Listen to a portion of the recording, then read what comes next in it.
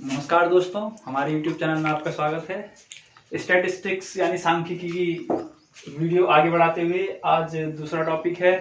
ये बच्चे की डिमांड पे है। एक बच्चे ने कहा था एस्टिमेशन पढ़ाना है, तो उसकी डिमांड पे स्टैटिस्टिकल इन्फ्रेंस शुरू कर रहे हैं। ठीक है, स्टैटिस्टिकल इन्फ्रेंस क्या होता है? इससे पहले आपको कुछ टर्म्स जानने होंगे, जैसे पॉपुलेशन। पॉपुलेशन क्या हुआ, सैंपल क्या हुआ। ठीक है, पॉपुलेशन क्या हुआ, सैंपल क्या हुआ, और इनसे जुड़े कुछ टर्म्स। पॉपुलेशन क्या जाएगा आपका, ग्रुप ऑफ आवर इंटरेस्ट। ठीक है, ग्रुप ऑफ आवर इंटरेस्ट, और ये a part of population. Population group of और इंटरेस्ट, और सैंपल क्या हुआ, पार्ट ऑफ पॉपुलेशन। पार्ट और सबसेट भी कह सकते हो आप इसको। बियरिंग, ये ध्यान रखना, bearing all characteristics of a population. उस पॉपुलेशन के सारे कैरेक्टरिस्टिक्स क्या होंगे, उसमें होंगे। ठीक है, इसीलिए कहते हैं sample is a representation of population. ठीक है, इसका एग्जांपल जैसे मुझे आपकी क्लास से कुछ बच्चे चूज करने हैं, तो क्लास तो पॉपुलेशन हो गई, और जो बच्चे चूज करूंगा वो क्या हो जाएगा, सैंपल। और जिस मेथड से मैंने आपकी क्लास से बच्चे चूज किए हैं उसे बोलते हैं सैंपलिंग टेक्निक्स। हम usually simple random sampling use करते हैं, सबसे आसान होती है। ठीक है, तो ये दो चीजें हैं। ठीक है, अब आगे देखते हैं।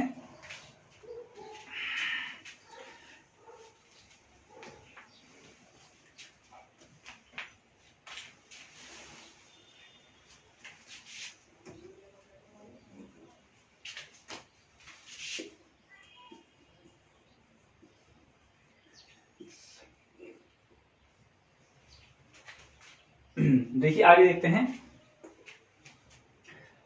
स्टैटिस्टिकल इन्फ्रेंस होता क्या है? देखिए, स्टैटिस्टिकल इन्फ्रेंस मींस आपको सैंपल ऑब्जर्वेशन दी हुई है और आपको उससे पॉपुलेशन के पैरामीटर्स निकालने हैं। सैंपल के लिए हम स्टैटिस्टिक्स कहते हैं, और पॉपुलेशन के लिए पैरामीटर्स। यानी कि जो सैंपल के लिए नोटेशन है, सैंपल नोटेशन। सैंपल के लिए हम मीन को किससे करते हैं, मीन को करते हैं एक्स बार, वेरिएंस को एस स्क्वायर, स्टैंडर्ड डेविएशन को एस।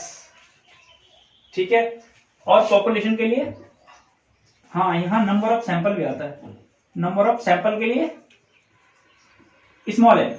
ओके, यहां क्या आएगा, मीन के लिए म्यू, स्टैंडर्ड डेविएशन के लिए सिग्मा, वेरिएंस के लिए सिग्मा स्क्वायर, और नंबर ऑफ सैंपल के लिए कैपिटल एन।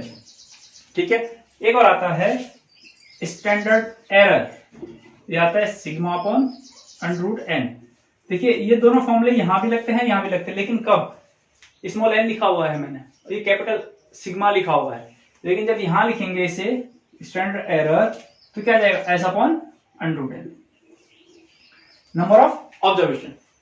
ठीक है, ये कुछ ये टर्म्स हैं जो यूज होंगे आगे। अब देखते हैं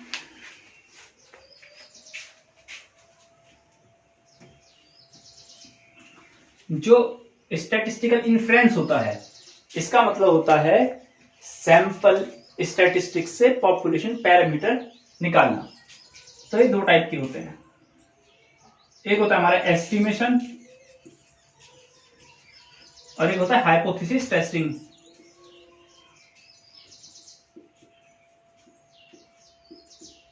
ठीक है, एस्टिमेशन हम आज इस पर बात करेंगे। एस्टिमेशन में कुछ टर्म्स आएंगे, जैसे आ जाएगा एस्टिमेट। हम एस्टिमेट किसे कहते हैं, एस्टिमेशन खुद क्या हुआ, और एस्टिमेटर। एस्टिमेशन, एस्टिमेट और एस्टिमेटर ये क्या चीज हुई, हाइपोथेसिस टेस्टिंग हम बाद में करेंगे। ठीक है, इन्हीं पे बात करते हैं। देखो, एस्टिमेशन प्रोसेस, ठीक है, एस्टिमेट अ वैल्यू, और एस्टिमेटर ये स्टैटिस्टिक्स। ठीक है, ये इन चीजों को आप समझिएगा। ठीक है, एक एग्जांपल से समझाता हूं मैं।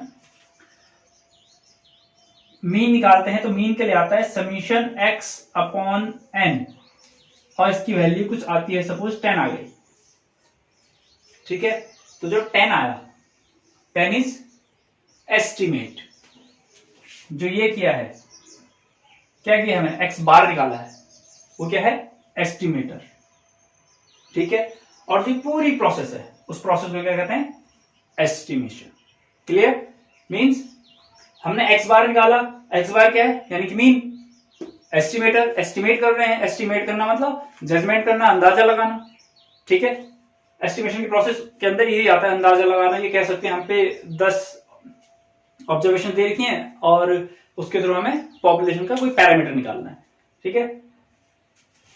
इसमें क्या होता है, x बार, ये क्या है, एस्टिमेटर। जो इसका आंसर आएगा वो क्या है, एस्टिमेट, और ये पूरी प्रोसेस क्या है, estimation.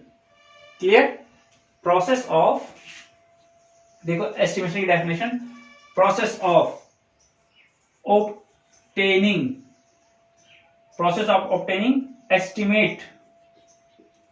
Estimate value from an estimator. Process of obtaining an estimate value from an estimator is known as estimation, ठीक है। और estimation के लिए आप ये भी कह सकते हो, process of obtaining population parameter from sample observation, ठीक है। क्या हो जाएगी, process of obtaining क्या, population parameter, पॉपुलेशन के साथ पैरामीटर आएगा from sample observation. Sample observation से पॉपुलेशन पैरामीटर को निकालना, वो क्या होता है हमारा, एस्टिमेशन। एग्जांपल, सपोज मैं कुछ ऑब्जर्वेशंस लेता हूं, 4 5 9 8 3 6, ठीक है। कितने हो गए, 1 2 3 1 2 6, यानी कि n इक्वल्स टू क्या है हमारे पास, 6। ओके, अब इनको ऐड करूंगा, मतलब मुझे मीन निकालना है, x बार। x बार क्या है, एस्टिमेट कर रहा हूं। x बार की जो वैल्यू आएगी वो क्या, एस्टिमेट होगी। x बार क्या हमारा, एस्टिमेटर। x बार क्या हमारा, एस्टिमेटर। जो करूंगा मैं, जो प्रोसेस, यानी कि इनको ऐड करके कितना आएगा, 9 9 18 26 35, इसे भी 5 कर लो, यानी कि 36 अपॉन 6। क्लियर? ये कितना आया, 6। यानी कि अब देखिए, इसमें समझिए, ये पूरी प्रोसेस जो की है मैंने, इसे बोलते हैं एस्टिमेशन, ठीक है। निकाला क्या, x बार, उसे कहते हैं एस्टिमेटर, और जो निकला है उसे बोलेंगे estimate. Clear? Estimation, estimator and estimate, तीनों में डिफरेंस क्लियर हो गया, ठीक है।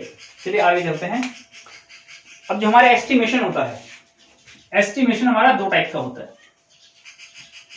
ठीक है। एक होता है हमारा पॉइंट एस्टिमेशन और एक इंटरवल, ठीक है। जो एस्टिमेशन है कितना टाइप का बोला मैंने, 2 टाइप का। एक होता है पॉइंट एस्टिमेशन और एक इंटरवल एस्टिमेशन। देखो, पॉइंट एस्टिमेशन मींस जहां आंसर आपका 1 सिंगल वैल्यू, जहां आंसर आपका एक सिंगल वैल्यू आएगी, उसे हम क्या कहेंगे, point estimation. In point estimation our estimate have a single value. जैसे मीन निकाला था तो कितना आया था हमारा, अभी 6 आया था, तो ये क्या है, एक पॉइंट एस्टिमेशन, एक सिंगल वैल्यू है। While in interval estimation we have interval. Interval का मींस मैंने कोई लिमिट रख दी 6 से 8, इसे लोअर लिमिट कहेंगे, इसे अपर लिमिट कहेंगे, लोअर और अपर, और हमारा आंसर इसके बीच में आएगा, ठीक है। इन interval estimation the population parameter is obtained within a interval and we estimate it from sample observation। यानी कि जब सैंपल ऑब्जर्वेशन का एस्टिमेट निकालेंगे तो एक इंटरवल की फॉर्म में आएगा, ठीक है। वहां हमें लोअर लिमिट और अपर लिमिट पता चलेगी, और हम क्या बताएंगे कि जो आंसर आएगा हमारा मोस्ट प्रोबेबली इस लिमिट के अंदर गिरेगा। क्लियर? यानी कि इंटरवल एस्टिमेशन में इंटरवल्स गिवन होते हैं और पॉइंट एस्टिमेशन में आपको एक सिंगल वैल्यू आती है। ठीक, चलिए आगे देखते हैं। अब एक गुड एस्टिमेटर की कुछ प्रॉपर्टीज होती हैं। Property of good estimator, property of a good estimator, एक गुड एस्टिमेटर की कुछ प्रॉपर्टीज होती हैं। अगर वो इन प्रॉपर्टीज को फॉलो करेगा तो वो गुड एस्टिमेटर होगा। इसका एग्जांपल बताता हूं। सपोज कोई पॉपुलेशन है, तो पॉपुलेशन से मैं मीन निकाल सकता हूं और बहुत सारे मीन निकाल सकता हूं। सपोज मैंने T1, T2 और T3 तीन अलग अलग सैंपल निकाले हैं। 3 सैंपल है मेरे पास, सैंपल ऑब्जर्वेशन और ये पॉपुलेशन है, ठीक है। अब इन तीनों में से इस पॉपुलेशन का गुड एस्टिमेटर कौन होगा? Which of the following is a good estimator of population? तो उसके लिए प्रॉपर्टीज को सेटिस्फाई करना पड़ेगा। अब प्रॉपर्टीज क्या है? प्रॉपर्टीज को पूरा डिस्कस अगली क्लास में करेंगे, मैं सिर्फ प्रॉपर्टीज लिख देता हूं। पहली प्रॉपर्टी अनबाइज्डनेस, ठीक है, unbiasedness. Second consistency, third efficiency, fourth sufficiency, ठीक है। आपके ये 4 होने ही होने चाहिए। इसके बाद आपका क्या है? MLE। इसके बाद आपका आता है MLE, मोस्ट लाइक्लीहुड एस्टिमेटर। इसे भी बात नेक्स्ट क्लास में पढ़ेंगे, पर जो प्रॉपर्टीज हैं आपकी वो यूजुअली 4 हैं: अनबाइज्डनेस, कंसिस्टेंसी, इफिशियंसी और सफिशियंसी। अगर कोई भी एस्टिमेटर इन चारों प्रॉपर्टीज को फॉलो करता है तो वो गुड एस्टिमेटर कहलाएगा। Is said to be a good estimator, ठीक है। अनबाइज्डनेस आपको पता है, कंसिस्टेंसी, इफिशियंसी और सफिशियंसी आपको बताएंगे सब कुछ। अनबाइज्डनेस में क्या करते हैं? आप निकालते हैं एक्सपेक्टेशन। ये सब एक्सपेक्टेशन पे ही डिपेंड है।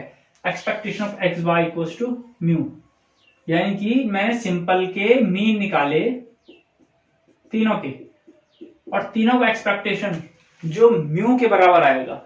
ज्यादातर म्यू के बराबर नहीं आता, लेकिन एग्जैक्टली नियर बाय उसके आ जाए।